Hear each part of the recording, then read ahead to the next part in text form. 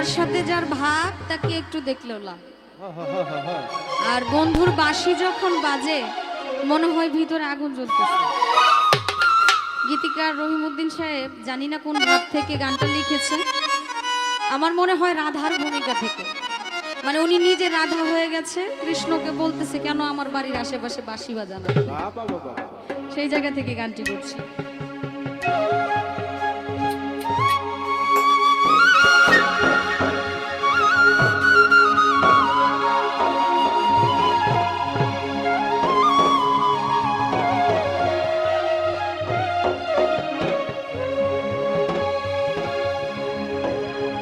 তোর বাঁশি শুনে আগুন লাগিল প্রাণে,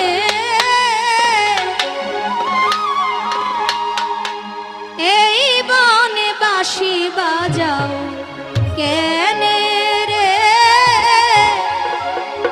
এই বনে বাঁশি বাজাও কেনে। তোর বাঁশি শুনে আগুন লাগিল প্রাণে,